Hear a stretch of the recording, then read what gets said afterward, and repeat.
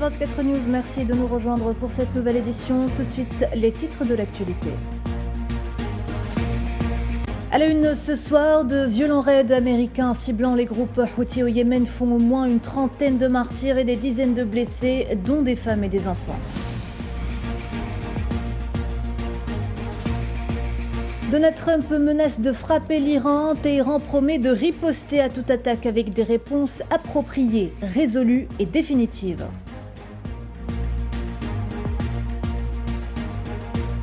Les agressions sionistes se poursuivent à Gaza. Au moins 3 Palestiniens tombent en martyrs ce dimanche, portant le bilan à 48 572 martyrs et 112 032 blessés depuis octobre 2023.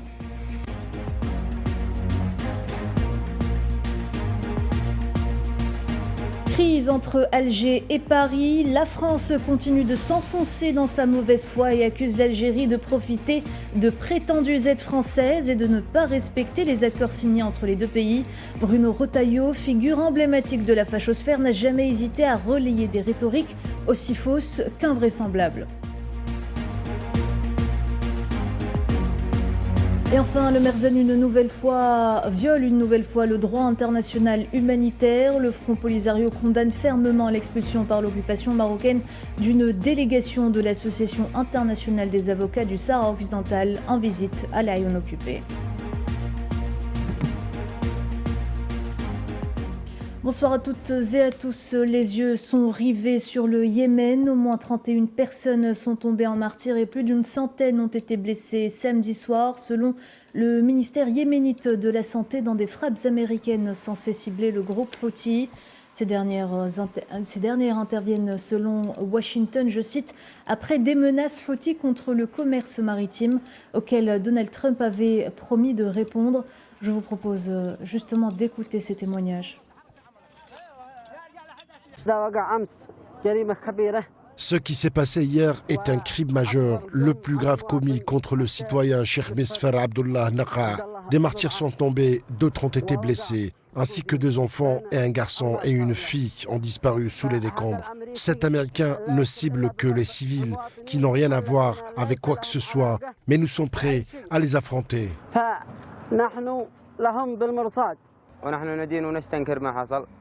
Nous condamnons et dénonçons ce qui s'est passé et nous disons aux agresseurs américains et israéliens que cela ne nous empêchera pas d'accomplir notre devoir envers le peuple palestinien et la résistance palestinienne. Cela ne fera que renforcer notre détermination.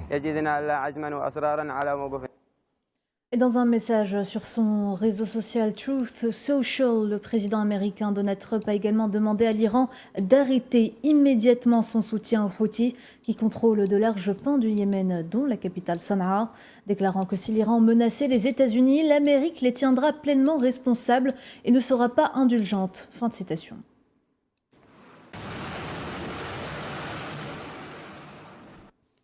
De son côté, l'Iran a qualifié ce dimanche de barbares les frappes américaines meurtrières contre les Houthis au Yémen, condamnant fermement cette attaque qui a fait des dizaines de morts et de blessés, dont des femmes et des enfants yéménites innocents.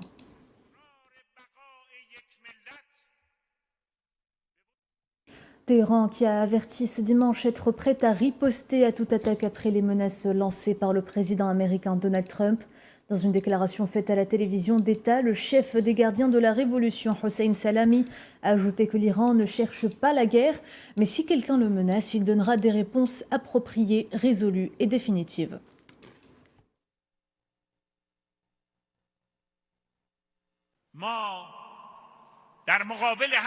Nous restons fermes face à toute menace, et si une menace est mise à exécution, nous répondrons de la manière la plus forte possible. Une réponse ferme, écrasante et dévastatrice. Aujourd'hui, l'ennemi menace de négocier directement sous couvert de menaces. Il est clair qu'il n'a pas reconnu la nation iranienne. L'ennemi répète ses erreurs passées et ne tire aucune leçon du Liban, de Gaza, du Yémen, de l'Irak ou encore de l'Afghanistan. Il poursuit sur la voie de ses erreurs passées, ce qui le mènera à la défaite. Et dans ce contexte de vive tension, le ministre russe des Affaires étrangères, Sergei Lavrov, a déclaré à son homologue américain Marco Rubio lors d'un appel téléphonique samedi que toutes les parties devraient s'abstenir de recourir à la force au Yémen et entamer un dialogue politique afin de trouver une solution qui empêche davantage de bains de sang.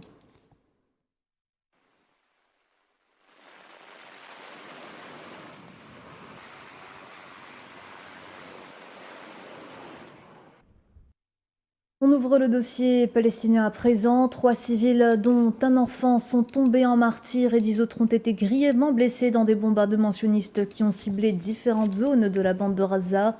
L'agence de presse palestinienne Wafa a rapporté que 2 Palestiniens ont été tués dans le centre de la bande par des tirs de drone, tandis qu'un enfant est tombé en martyr dans un bombardement à Beit Lahia, au nord de l'enclave. Et au sud, 9 Palestiniens ont également été blessés par des tirs nourris visant le quartier de Shekouch à Rafah.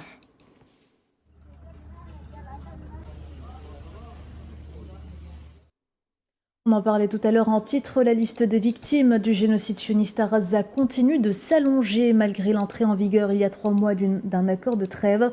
Le bilan s'est alourdi ce dimanche à 48 572 martyrs et 112 032 blessés. Selon les autorités palestiniennes de la santé, les corps de 29 martyrs et 51 blessés sont arrivés dans les hôpitaux de Gaza au cours des dernières 24 heures. À noter qu'un certain nombre de victimes se trouvaient encore sous les décombres.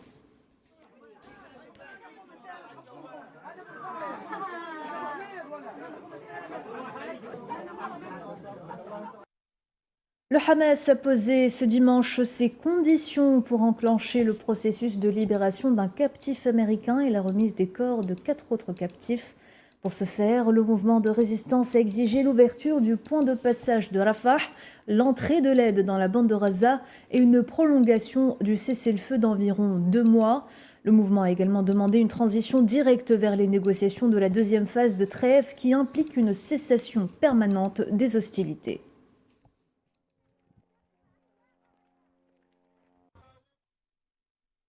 Vous l'aurez vu, l'occupation sioniste garde toujours fermés les points de passage de Karm Abou Salem et Beit Hanoun pour le 15e jour consécutif, interrompant complètement l'entrée de l'aide. Selon l'agence de presse palestinienne, les institutions gouvernementales et internationales avaient mis en garde contre une guerre de famine et un nouveau génocide si le blocus restait en place, aggravant ainsi la situation humanitaire des habitants de la bande de Gaza.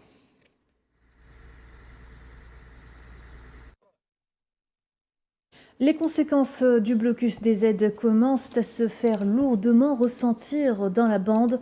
Le bureau des médias de Gaza a révélé que l'enclave connaît une véritable situation de famine, étant donné que 80% de sa population n'a pas un accès régulier à la nourriture. Ajoutant que Gaza manquait de tous les moyens de première nécessité après 15 jours de fermeture des points de passage, d'interdiction d'entrée de l'aide humanitaire et de coupure du courant électrique.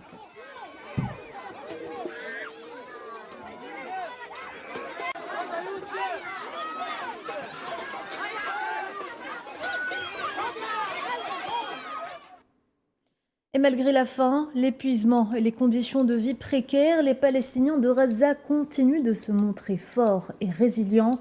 En plein mois sacré du Ramadan, des dizaines se sont rassemblés au milieu des décombres à Beit Lahia pour rompre le jeûne, un signe de résistance qui démontre finalement que quoi qu'il arrive, cette terre leur appartient. Souhila Kilal. Au milieu des ruines de Beit Lahia, à côté de ce qu'on devine être l'ancienne mosquée du quartier, la mosquée Selim Abou Muslim, dont on aperçoit le dôme couleur bleu ciel et le minaret à terre, conséquence des bombardements sionistes. Au corps de ces vestiges se tient un méga iftar, le 3e du genre depuis le début de ce mois béni. Adultes et enfants sont tous réunis pour rompre le jeûne, une leçon de solidarité, de communion de ce peuple courage qui lance un message fort de résilience et exprime son refus catégorique de quitter sa terre. Aujourd'hui, nous sommes ici pour le 3e iftar du Ramadan de cette année. L'iftar collectif est organisé chaque année pendant le Ramadan. Mais l'année dernière, nous en avons été privés à cause de la guerre à Gaza. Nous entendons parler des décisions de déplacement des habitants de Gaza. C'est là le meilleur message que nous adressons à tous ceux qui pensent pouvoir nous déplacer. Nous restons sur cette terre. Nous sommes réunis aujourd'hui sous le slogan slogan « La vie sur cette terre mérite d'être vécue » au nom de la jeunesse de Beit Lahia et de ses habitants. Nous disons d'une seule voix que nous tenons à cette terre et que nous rejetons la décision de tout déplacement. Aucune puissance au monde ne peut nous expulser de nos terres. Cet iftar collectif n'est pas qu'un simple repas pour les habitants de Reza, mais un acte de résistance qui en dit long sur l'abnégation de ce peuple qui, après 15 mois d'effusion de sang et de massacres, reste debout. Face à un ennemi qui ne respecte aucune règle. La preuve en est, malgré l'accord de cessez-le-feu en vigueur, des martyrs palestiniens continuent toujours de tomber sous les balles sionistes. L'occupation continue de tirer, ciblant toujours les civils non armés malgré l'accord de cessez-le-feu. Nous exhortons la communauté internationale et les organisations de défense des droits humains à intervenir de toute urgence pour mettre fin à l'occupation et parvenir à cesser le feu, ainsi qu'à ouvrir les points de passage frontaliers afin de permettre l'entrée de l'aide humanitaire à notre population à Gaza.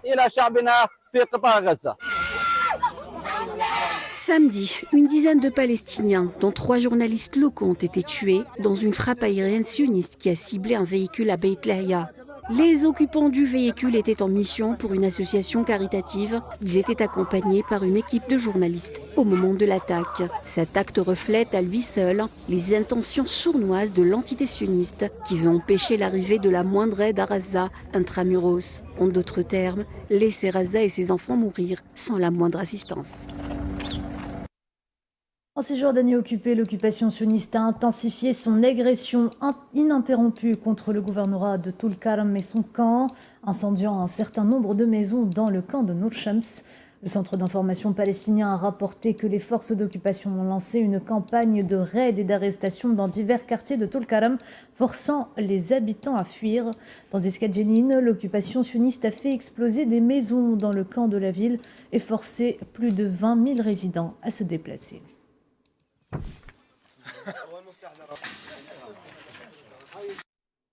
Au Liban, les agressions sionistes s'intensifient malgré l'accord de cessez-le-feu. Au moins 3 Libanais sont tombés en martyrs dans des frappes aériennes dans le village de Maïs el-Jabal, au sud du pays.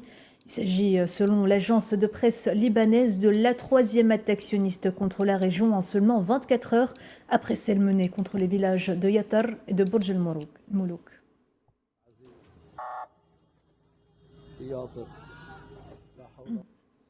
Le président libanais Joseph Aoun a affirmé samedi que la mise en œuvre de la résolution 1701 du Conseil de sécurité de l'ONU était essentielle pour garantir la stabilité et la sécurité du pays. S'exprimant lors d'un iftar du Ramadan à Beyrouth, le président Aoun a par ailleurs expliqué que le retrait de l'occupation sioniste du territoire libanais et le retour des prisonniers dans leur patrie sont un droit légitime auquel il ne renoncera pas, appelant la communauté internationale à assumer ses responsabilités et à remplir ses promesses et engagements.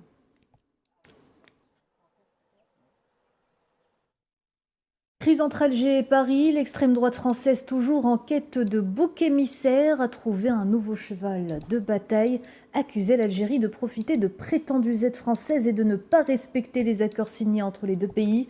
Selon l'agence de presse algérienne APS, Bruno Retailleau, figure emblématique de cette frange politique, n'a pas hésité à relayer cette rhétorique aussi fausse qu'invraisemblable, omettant d'évoquer un fait essentiel. Si un pays tire un véritable profit des relations bilatérales, c'est bien la France. Au total, 61 biens immobiliers sont occupés par la France sur le sol algérien, moyennant des loyers ridiculement bas. Parmi ces biens, le siège de l'ambassade de France en Algérie s'étend sur une vaste superficie de 14 hectares sur les hauteurs d'Alger, avec un loyer si insignifiant qu'il ne couvrirait même pas le prix d'une modeste chambre de bonne à Paris. Quant à la résidence de l'ambassade de France, connue sous le nom Les Oliviers, elle s'étale sur 4 hectares et est louée au franc symbolique, sur la base d'un prix de bail inchangé depuis 1962 jusqu'en août 2023. Une largesse que la France n'a jamais daigné accorder à l'Algérie sur son propre territoire.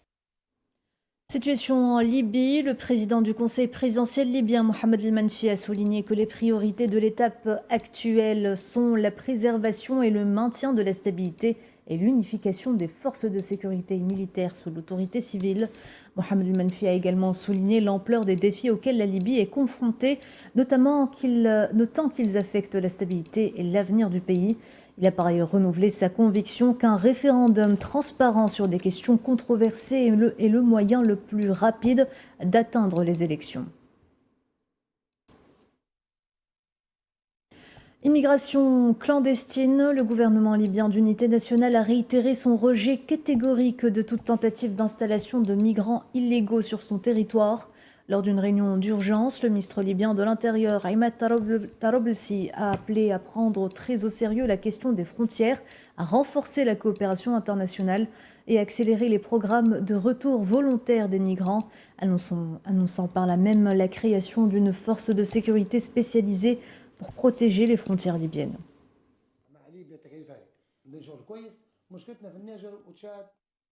Sahara occidental, le Front Polisario a fermement condamné l'expulsion par l'occupation marocaine d'une délégation de l'Association internationale des avocats du Sahara occidental et son interdiction d'entrer dans la ville occupée de l'Aïoun. Le représentant du Polisario en Espagne, Abdullah Al-Arabi, a appelé Madrid et l'Union européenne à déposer une plainte contre les expulsions répétées effectuées par les forces d'occupation marocaines ces derniers mois de manière systématique dans le but de dissimuler les violations flagrantes des droits de l'homme subies par le peuple sahraoui.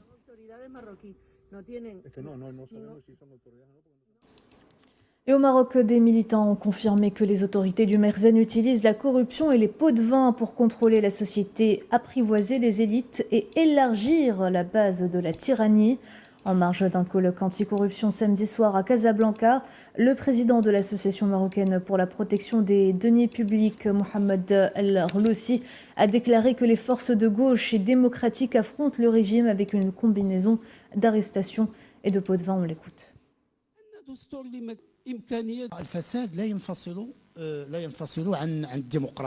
La corruption est indissociable de la démocratie. Vous savez qu'au Maroc, la corruption a été utilisée pour contrôler la société, apprivoiser les élites et élargir la base de la corruption et de la tyrannie. C'est pourquoi jusqu'à aujourd'hui, la corruption n'a jamais été dissociée de la problématique de la démocratie. En effet, dans les pays démocratiques, le taux de corruption tend à diminuer, tandis que dans les pays sous tyrannie et autoritarisme, il augmente car la corruption devient un outil de gestion publique et politique.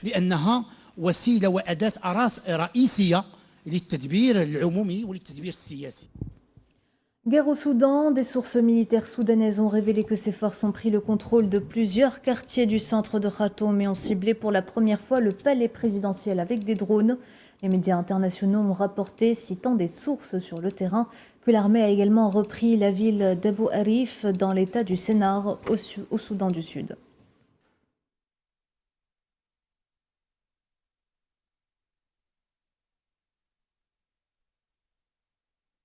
Et après presque 2 ans de guerre civile au Soudan, le constat est implacable. Plus de la moitié de la population se trouve en situation de détresse humanitaire. À Port-Soudan, la fondation Rakaiza Interactive est une initiative soudanaise qui tente justement de fournir un soutien psychologique et économique aux femmes déplacées. Amalam Zinzitouni. Rakaiza Interactive à Port-Soudan offre une bouée de sauvetage aux femmes soudanaises déplacées par le conflit et aux prises avec le traumatisme de la guerre et de la perte de leurs proches. L'un des centres de Rakaiza Interactive, le centre Sobajo, n'est pas seulement un refuge sûr pour les femmes, mais leur donne également la possibilité de gagner un revenu.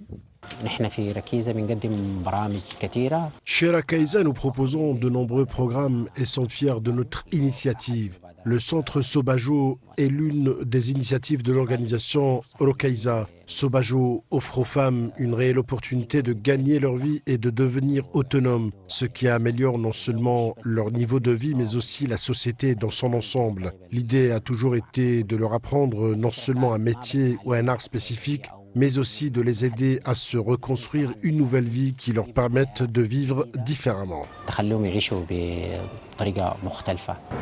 Le centre Sobajo forme les femmes à divers métiers artisanaux. C'est l'un des nombreux projets menés par Rakaïza Interactive, non seulement pour aider les femmes à devenir financièrement indépendantes, mais aussi pour les aider à se construire une nouvelle vie grâce à un soutien psychologique. Grâce à ces ateliers, nous avons pu aider de nombreuses femmes et leur fournir une source de revenus pour vivre décemment. Nous proposons également un soutien psychologique pour atténuer les traumatismes de la guerre. De nombreuses organisations proposent un soutien psychologique, mais celui que nous proposons aux femmes consiste à leur offrir un espace sécurisé où elles peuvent s'exprimer, discuter de leurs problèmes et trouver des solutions.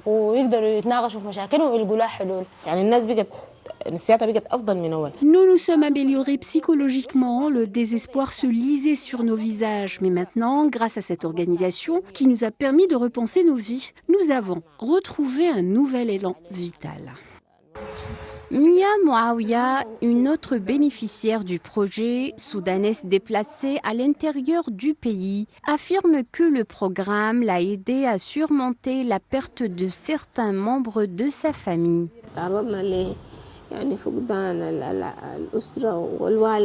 J'ai perdu ma mère, puis mon mari. Mon mari a été arrêté par les forces de soutien rapide. Je suis arrivée dans des refuges et j'y suis restée. Dieu merci, j'ai pu me rétablir grâce aux associations en général et à Sobajo en particulier. Dieu merci, j'ai surmonté des difficultés psychologiques et financières.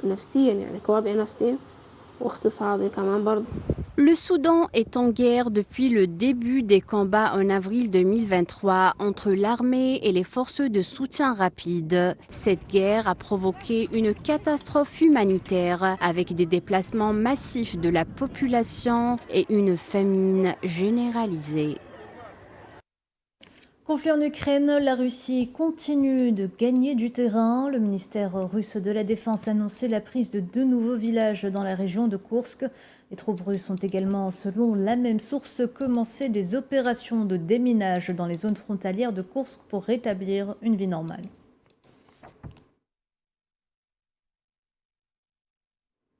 Et ce drame en Macédoine du Nord, le bilan de l'incendie dans une discothèque à Koshani est passé à au moins 59 morts. C'est ce qu'a annoncé ce dimanche le ministre de l'Intérieur. Parmi les victimes, seuls 35 ont pour l'heure pu être identifiés. Имаме вече приведено лица во врска со предметниот настан. Nous avons déjà arrêté des personnes liées à cette affaire. Je tiens à assurer la population macédonienne que cette affaire sera tranchée avec précision, avec les noms et prénoms des personnes concernées. S'il vous plaît, faites preuve de compréhension en ce moment. Je pense que le plus important est d'établir tous les faits et les preuves nécessaires à l'enquête, d'exprimer nos condoléances aux familles et de rester calme. За вакво нешто никогаш да не се повтори. On propose de faire un arrêt en Cisjordanie occupée avant de se quitter. Le ramadan dans le gouvernorat de Naplouse se vit cette année dans un climat calme et étrange, marqué par une réalité économique difficile. Si la ville a connu par le passé des nuits illuminées et des marchés animés, aujourd'hui les habitants ressentent une profonde transformation. Maria Chouyer. À Naplouse, au cœur de la Cisjordanie, les habitants vivent un ramadan qui semble cette année plus calme que d'habitude. Pourtant, la situation sur le terrain est tout sauf ordinaire. Pour beaucoup, c'est un ramadan marqué par un paradoxe. Moins de violence visible, mais une pression toujours présente. Surtout que les forces d'occupation sionistes poursuivent leur effroyable campagne militaire, et ce depuis des semaines. Avant le 7 octobre, nos affaires étaient florissantes. Pendant le ramadan, nous étions très occupés du premier au dernier jour. Mais après le 7 octobre, la période du ramadan a complètement changé. Cette année, les ventes ont considérablement diminué. Contrairement à cette année, la vie nocturne à Naplouse pendant le ramadan était autrefois colorée. Cette année, commerçants et habitants constatent que les marchés sont désertés, sans aucune décoration. Un contraste marqué dû au génocide qui a duré plus de 15 mois. Autrefois, ils décoraient et installaient des lumières. Mais avec la guerre et les raids de l'armée sioniste, ils n'ont pas envisagé d'installer de décoration. La situation économique à Naplouse est particulièrement difficile cette année. Les commerces, autrefois dynamiques, souffrent d'une baisse importante de ventes. Les habitants et commerçants font face à une précarité croissante exacerbée par des tensions prolongées, ce qui plonge la ville dans une crise économique profonde.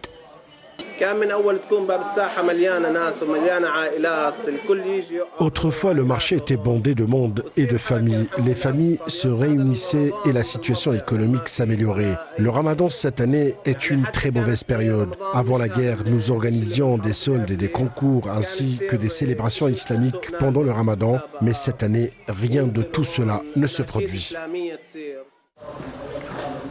À Naplouse, cette année, le calme apparent cache une réalité complexe. Un ramadan plus silencieux, mais toujours empreint d'espoir, malgré les blessures profondes laissées par plus d'1 an de génocide sioniste.